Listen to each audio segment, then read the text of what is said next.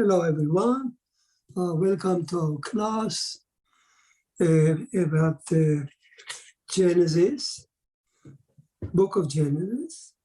I mean, the entire book of Genesis. Not only the story of Genesis, but the entire book of Genesis and the 7 commandments. The idea is to take book of Genesis and follow it. And it will lead you. I don't have to do anything. I don't have to plan anything. I don't have to think about anything. I just go from story to story, chapter by chapter, and God will speak out. God will show you what the commandments are, what exactly they mean, what are the background, why do we need them. Now, I'm telling you right now, there is no book on earth that will tell you what idolatry is as chapter 1. And the commandments are, as you know, idolatry, adultery, theft. We'll talk about it. I don't need to write it down. You will know it by heart. Idolatry, adultery. Number 3, theft, bloodshed, murder, and then theft and justice, which means civil order, and number 6, blasphemy. Number 7 was added by Noah. So those 7 commandments, the book of Genesis,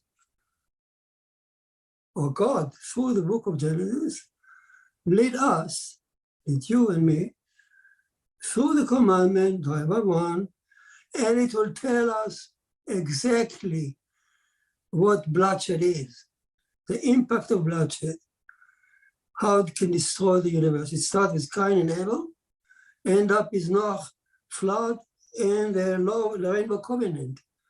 Why I'm saying it? Because the whole covenant of Noah, rainbow covenant, is based on bloodshed law, murder law. Rainbow covenant was given along with the bloodshed law. So if you want to do anything, to know anything about bloodshed, this is it. No book on earth will tell you better than that. You want to know what the impact of theft is, abduction, stealing land, slaves, go to the story of Abraham. I don't need to tell you anything. The story will tell you, and what the impact of it on the world, and how to fight it, and so on. So the book of Genesis will do the work for us. We just read it, think, discuss it, and it's in a simple word with no Kabbalah, no esoteric meaning, no something from the heaven and that nobody understands. In plain English, in plain Hebrew, step by step. So that's a guideline of our course. And of course, the whole purpose is to, why we start the course is because we want to bring the 7 commandments away from the periphery, from something that nobody knows about, to the center of our life, Jews and non-Jews. We want to emphasize it along with the Talmud. It's not me, it's the Talmud speaking. The 7 commandments are the core of the faith. If you want anything to know about God, about the Shekhinah, about the Creator, go to the 7 commandments. So I want to bring it to the periphery, from the periphery to the center of our life, to dominate our life. We will think about it day and night. We will confront it day and night, because we are bound to encounter them in our life, one by one. The commandment, we are tested by them, so to speak. So that's the goal of our course outline. So we'll start. First, we'll see the commandment as a group today, to see who gave them, where and when, and just a general term, as a group, compare it to Moses' 10 Commandments. That we'll do today, and the order of the commandment, by which one comes first, which one comes second. Those are very big subjects, but we'll touch it and present it in a very simple way that we understand forever. Which comes first? You wake up at night, ask you, which comes first? You say idolatry. I say, you will ask you at night, sir, ma'am, lady, what commandment is the third one? Right away you say bloodshed. Without looking to any book, we just recall the Bible. Just recall Genesis. You say, oh, it's of course it's Cain killing Abel. It's number 3, because number 1 is idolatry, presenting God and the idols. Number 2, presenting the family, Adam and Eve, the serpent, the adulterous relationship. That's number 2. Number 3 is Cain and Abel. That's it. So you will know it by heart. That's our goal. And after going through the year over this in this way, first of all, we increase our bond to the Bible. Suddenly the Bible itself become our guideline. With no intermediary, with no commentary, with no big rabbi to stand and tell you what to look to do this. And you open the Bible and you know where you are, you know what your stand, who you are, who are the Nochai. Why we call it Nochai? Why not a different name? So you know your stand before God, what is required from you, and what is ahead of you, from where we come, from where we go. Everything is in this fabulous book of Genesis. Rod, would you like to add anything? Unmute my mic. Yes, just one thing. One of the things I'd like you to explain to the group is one of the things that many people say is the Noahide laws are nowhere in the Torah and nowhere in the Tanakh. And how can you say that there are laws that God gave Noah? And you're telling us that these laws are scattered all through the first, all through Genesis, to include the 5 books of Moses, but all through Genesis itself, correct? Yes, and I'm going to address, Rod, your question right now. Beautiful. It will take me a few minutes as we go through. At the end, you will know exactly where you can find it written up. So let's start. We start as a group. As a group, well, there are several lists, but we throughout our study here in the Noahide courses, we came out many times to the conclusion that the classical list of the commandment, because there are different lists, different numbers even, but the most common one, the one that makes sense, the one that fits the Bible, is what we are following here. The list as a group contain adultery, bloodshed, theft, injustice, and blasphemy, and Noahide, not bleeding, no eating the blood, limb. Now, where are they located? Who wrote them? Who gave them? Now, remember, by the way, that each commandment is a headline. When I say bloodshed, number 3, I don't mean just thou shalt not kill or murder. It's a whole list of subtitle of bloodshed that Noah gave us in the Rema covenant, and so on. So each commandment, look at it as a headline. Now, a big headline that you can spend years to learn. He says it about Jacob, that when he fled from his house of his father, Isaac, away from Esau, they are missing there in the Torah, missing like 16 years, if I remember correctly. The 16 years were missing in the list of years. So the rabbi said, oh, he spent time in Noach's son Shem. He had a Torah yeshiva in Jerusalem, the first Torah yeshiva ever by Enochai, by Shem, who taught Abraham, who taught Isaac, and he taught Jacob. And Jacob spent 16 years in studying under Shem. Apparently, he had a big volume of stuff to learn, 16 years. So each headline is huge. It's biblically huge, okay? It's not, it's a whole world. When I say justice, it's everything. It's a prophet, and Jeremiah, and Amos, and who knows what, you know.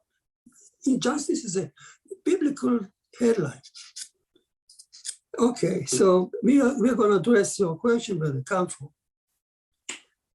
Now, first, where they come from? They come from, traditions say, they come from Adam and Eve in Eden, where the Torah says that God told them to not order them. It's a strong word. He didn't told them not to eat from the forbidden fruit. He ordered them. It's a strong, superfluous verse.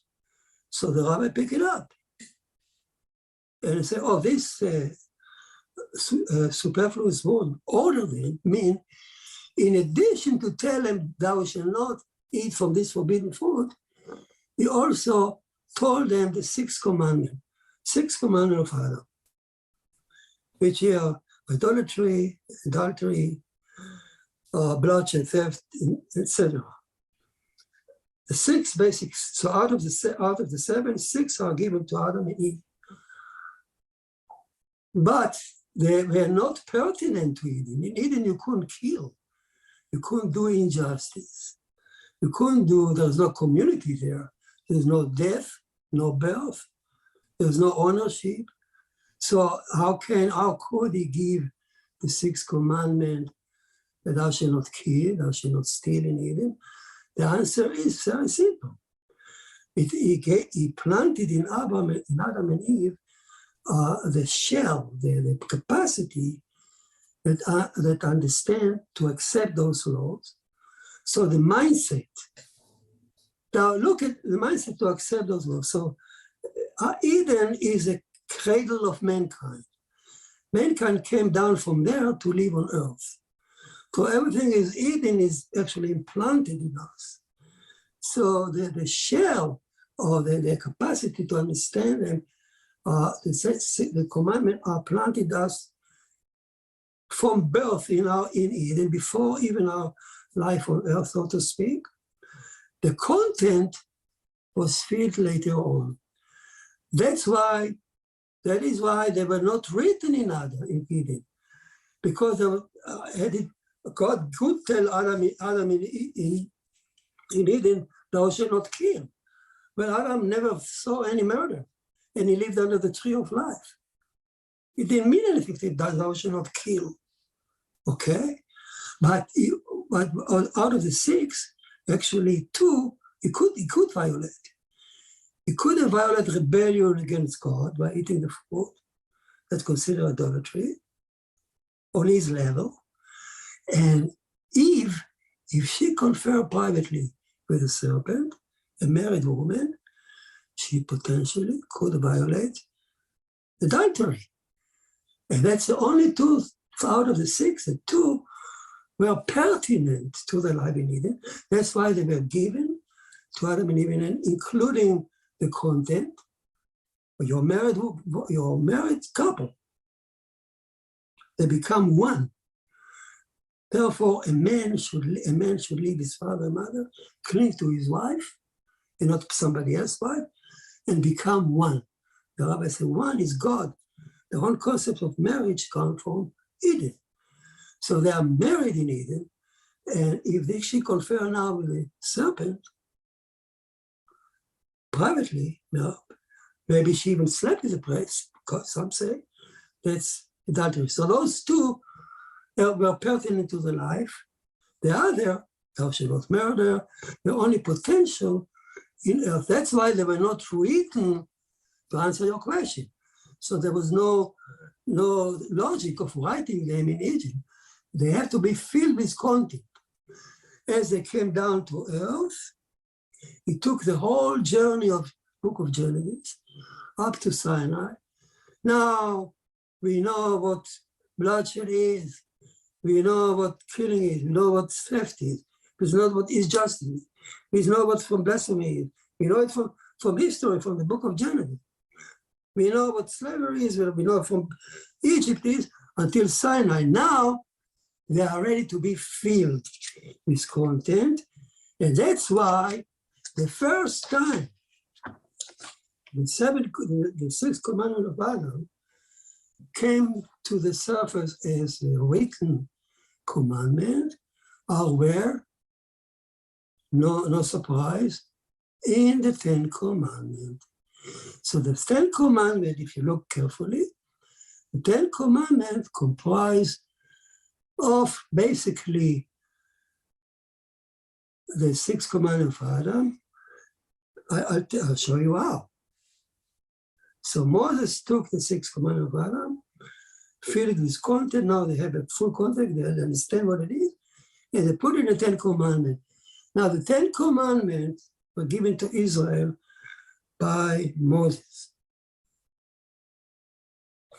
Out of it, in the Ten Commandments, it said, thou shalt, number one, thou shalt, I am the Lord your God. It means Elohim, but in English, I am your Lord, your God, who took you out of Egypt. That's number one, presenting God, whom should we worship. Number two, thou shalt not have other God, that's not the idols. Number three, all the two of them are idolatry. Or idolatry in terms of, first one, you need to know whom to worship. Second, number two, tell him who should be worshipped not, the idols. Number three, thou shalt not mention my name in vain, that's blasphemy. So both idolatry and blasphemy is part of Noachide. Then it goes down to number four, the Sabbath. Sabbath is only one that is not in Noachide, is a new one. Number five is honor your father and mother. Honor your father and mother, the Rambam Maimonides says, it's part of dinim, it's part of justice. That's according to the Ramban, Nachmanides. Maimonides put it, Maimonides put it in time of under category of included in justice, number five. But the Ramban actually included in honoring, in idolatry, honoring Hashem. In fact, the bottom one, honor your father and mother, is a transition between all the commandments that relate between Adam and God. And then the next tablet is between Adam and his fellow man. So honor your father and mother take on a tablet a very special position. It can be part of between us and God. It can be between us and justice, because honor your father and mother is part of what the Rambam says, settling the world, paying back to your parents and so on. And all the commandments are then on top of them go from thou shalt not murder, thou shalt not commit adultery. That's number three, that's bloodshed. Then murder, thou shalt not commit blasphemy. Adultery is number two in Noachide. And then goes on, thou shalt not steal, of course, and thou shalt not wear a false witness, that's injustice. Coveting is also part of that. So basically, now you know, if you look at the Ten Commandments, what Moses did, he took the old 7 commandments of 6 commandments for Adam, 6 commandments for Adam, and he added on, and he put it in due face in the 10 commandments to Israel, and he added only one which Noach didn't have, and that's honor your observe the Sabbath in a very special, stringent way. The holiness of the Sabbath. Why did he? Because he gave it to Israel. That's actually the only thing that separates Israel from the Noachide. In this stage of holiness, the priesthood, I will make you a holy nation of priests. By what? Where did the holiness come to Israel? From the Sabbath. The Sabbath, they keep the Sabbath, the holiness of the Sabbath, and thou Israel. Now, this is holiness is not something that they are born with us. I am not born a superior man, a holy man. It's a required. Every person on earth can acquire this holiness if he join the club and keep the Sabbath as Israel does, including all the restriction, everything. Welcome, keep it, be holy. So the door is open. It's not like, well, I'm a holy man. No, you can be too. But that separates the priesthood from the congregation. All right. So you ask me, where are the 10 commandments of God? You ask me right now. You ask me, where are they? Obviously, they were given in Eden. Potentially, they are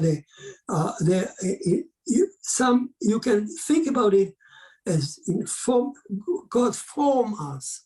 Yetzira. God, it's not Bria, it's not Asira. On earth, he made us. In Eden, it says he formed us.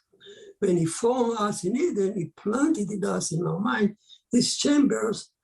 Oh, you can understand now what the daughter is. You can understand now the structure is embedded in us. We'll see in a minute why it's so important to understand it. And then the content was filled on earth once we face the angel of death. We understand, we know what the stealing is, we know what ownership is, we know what the life on earth is, okay? With all the attraction and all the sin we can commit, it's all that on earth. Then suddenly it filled with content. But the structure was given in Eden to Adam and Eve, and the content was filled here. That's actually why the book of Genesis was written, to show us how God filled the content from one commandment to the next. We'll do that in our class. And finally it reached Sinai. It come to maturity, when now Moses said, okay, here they are. I incorporated Adam and Noach here. I incorporated the 10 commandments, and the only one I added to Israel is, before I leave you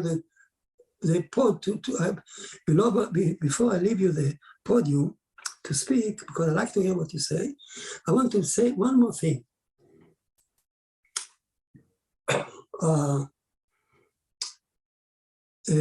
What I wanted to say, the Talmud says, look at the 10 commandments, the Talmud says. And the rule of thumb is, I'm quoting the Talmud now in Sanhedrin, if you see a commandment that was given to Noah and repeated by Moses to Israel, know that they apply to both. Wow. And if you see a commandment that Moses says only to Israel, it applies only to Israel. And what it is, single one, the Sabbath. The rest of him is a version of the so the Talmud says, you look at the 10 commandments, some of them carry 2 signatures. The signature of Moses and the signature of Noah. Those are the ones that Noah should keep, or obligated to keep. Obligated to keep. And the one that only applied, Noah didn't say, apply only to Israel. One more little story. Imagine, in my mind, I said, imagine for a minute, Moses coming down from heaven with the 10 Commandments to give to Israel. On the way out there on Mount Sinai, he meet Noah. Noah stand on the way and he say, "Hey, Junior, are you going down to tell the people are you a new prophet here? Are you going to bring a new religion here? What about me? You make me obsolete? Junior, think about what you're doing." So Noah, the modest of all men, said, come down, Noah. Our forefather Noah, come down, please. That's true, I'm going down, and all nations in the world I know will listen to me one day. But I, Moses, will tell them to listen to you. Not to listen, you listen to me, but I am telling them that they should all listen to only to you. And the thing that I'm telling to my people, Israel, that I took out from Egypt, those relate only to them. And that's the only one is Sabbath. And whatever apply for generate out of the Sabbath. The Kedusha, the holiness, the holidays, everything come from there. Kosher food, everything come from there. But the Sabbath, the holiness. But I will tell all the nations in the world to listen to their father. So yes, they listen to me. But I, Moses, the modest of all people, tell him, you listen to your forefather, Lord. I didn't come to replace him. All the prophets come and tell you, oh, listen to me, I'm the last one. Listen to all me. The other previous one are obsolete, are gone. Listen only to me. That's a characteristic of all the false prophets. Listen to me only. Moses said, come down, imagine, he said, oh, no. You listen to the first one. No, and Adam. Okay, I'll give you another. What I want to establish a bit of clarity, see if I'm hearing this right. You're saying that besides Sabbath, which is clearly given to the Jewish people, all of the other 613 commandments, most of them are connected into the Sheva Mitzvot, correct?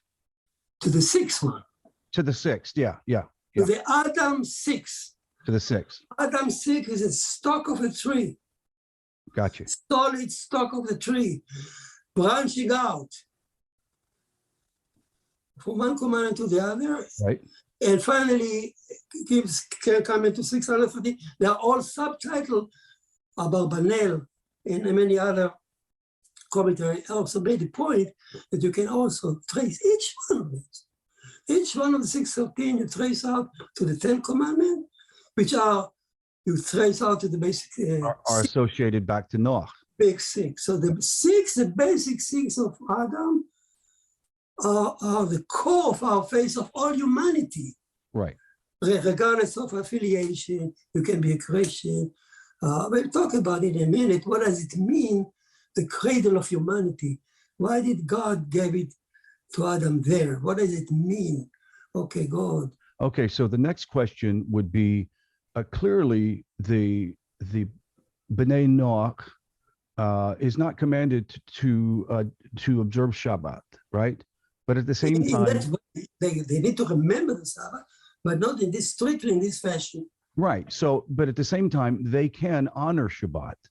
They can revere it and study and do whatever as a part of connecting with the people of God. Yeah. Okay, good. That was a good clarification. I like that. Yeah, they should. Okay, good. They should not hunt. They should not hunt. They should not hunt. They should spend the days learning, connecting to Hashem, and not spend time on foolishness. Especially Noach, Noach took care of the animal. Right. The Sabbath is not to dress up and go hunting and killing for sport. Right. Okay. All right.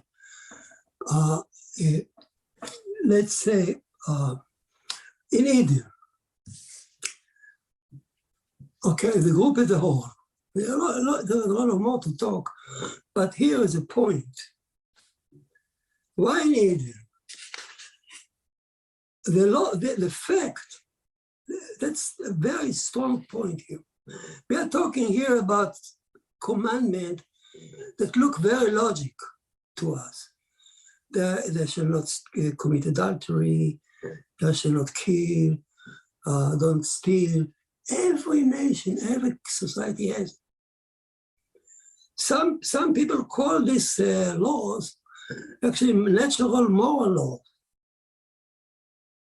as if they are born with that naturally, reflex. In fact, and the boo-boo the Bible, okay? Oh, we don't need the Bible, we have it.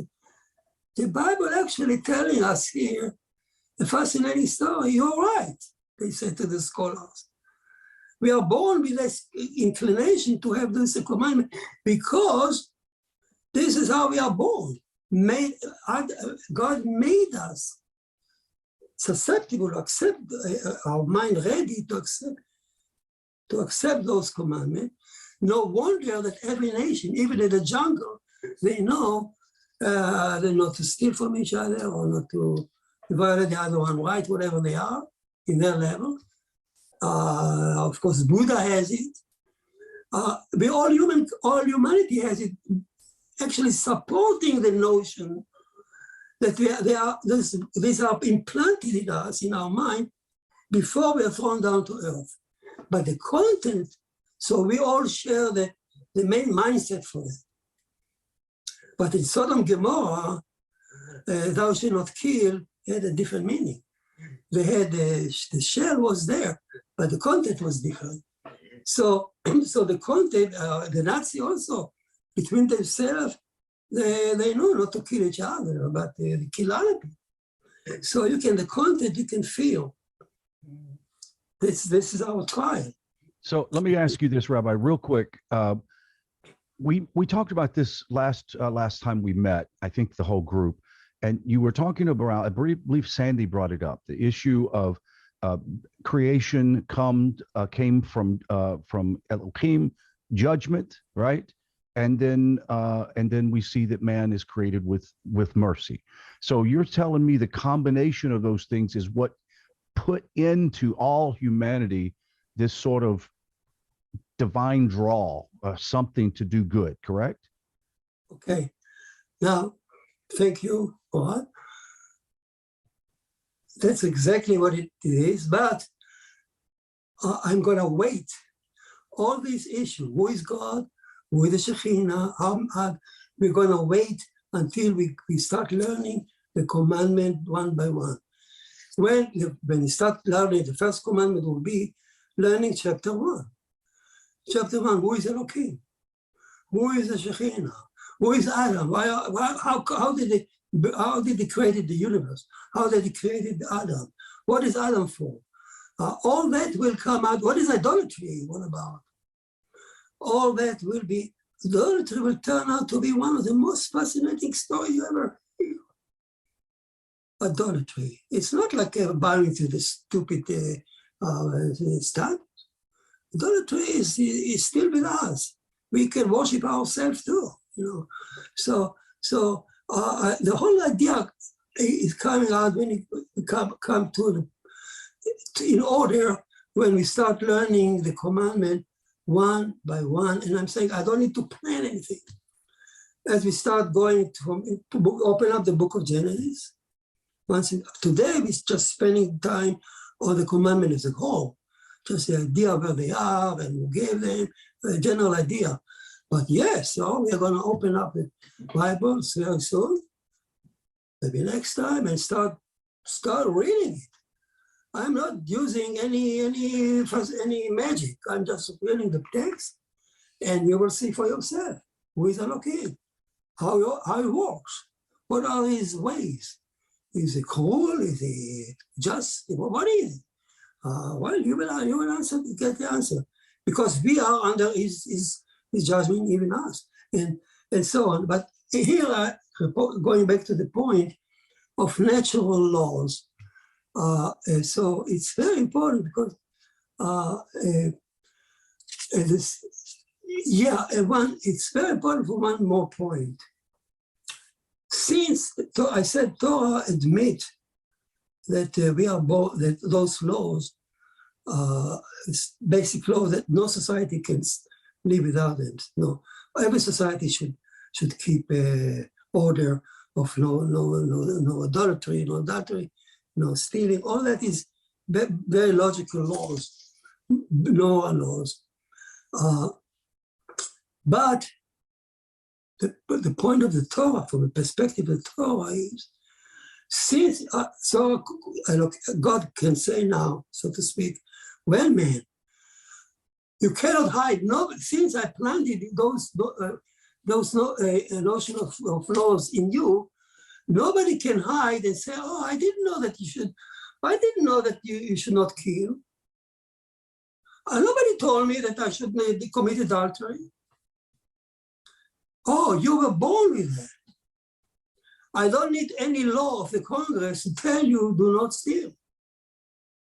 I don't need the Congress to write down a amendment of the saying of ordination to say thou shalt not commit adultery, or you don't violate whatever, justice, whatever. It's given for us. We are born with it. Oh, I didn't learn law school. I didn't know. Nobody told me. Actually, I was thrown out of school. It's in you. Even a person who was thrown out of school knows that he should not kill. It's basically, so there is a notion, those 7 commandments are inherent in us, planted in us. It's very important for when it comes to, especially to non-Jews. In Israel, there's another level. You can, yes, you should have, there is another claim. I told you to learn Torah. Well, the Noahide are not commanded to learn Torah. That's the difference. The Jew is double charged. You should have known from birth, and you should have known from the Torah I gave you. So when a Jew comes to heaven with a charge, you violated two steps. First of all, you violated the Torah I gave you. You didn't learn it. You violated. There was a commandment to learn Torah. You didn't fulfill it. And then the natural law that you violated. For Noahide, it's at least one. Nobody can hide behind the claim. It's not in me. I didn't know. Nazis say, Nazis can say, I didn't know that you cannot kill a Jew. I didn't know they can kill people. I listened to the commandment of the Führer, as Eichmann said. Well, what can I say is very important. Well, you know the Nazis, it's a point that I used to make, when the Auschwitz, they came, and they fooled the victims. And the Nazis had the orchestra, and they were laughing. There was a feeling that the soldier hold the belly and the fight is, they laugh. Now the laughter betrayed the fact that they knew. They knew what they should have known. They knew that nobody can say you didn't learn in school that you should not kill. Actually, in fact, they learn even Christianity tell you cannot kill in vain. So the laughter, anyway, I'll go on. Oh, wow. That was really good. That was really well done. There's a question that came up from Selena that says, how does, in the light of the Shabbat, how does the 7th day of creation being sanctified play into the concept that if Adam and Eve were to, have and enjoy this Shabbat or Sabbath, then how does that play into the nations not being commanded to do it? How do you balance that out? No, the Sabbath in this form that we keep, Israel keeping, that Moses told Israel to keep this Sabbath. I don't know if I'm not so sure I understood the question, but Moses gave a special way for Israel to keep the Sabbath, to increase, to draw our holiness. Now, what is holiness? What does it mean, holiness? We get to that. Okay, so for Selena's sake, let me explain this. What it appears is it doesn't mean that the nations should not take and revere the day of rest that God took after creation and know that that's a very special day. Yes. But in no way are the people of the nations commanded to follow the 39 melachot that are given Yes. by Moses to the Israelites. Yes, exactly. Okay. Exactly, yeah. We will get to that when we discuss where the 39 melachot come from. It comes from actually chapter 1 in Genesis. Everything, we'll get to that. What is holiness? Where does it come from? What is holiness all about? Why the Sabbath? Why the Sabbath is holy? We'll get there, but we leave it to when we discuss chapter 1 under idolatry, because we move to the first command of Noah, idolatry. We'll focus almost exclusively on chapter 1, and Wow. chapter 1 tells us everything.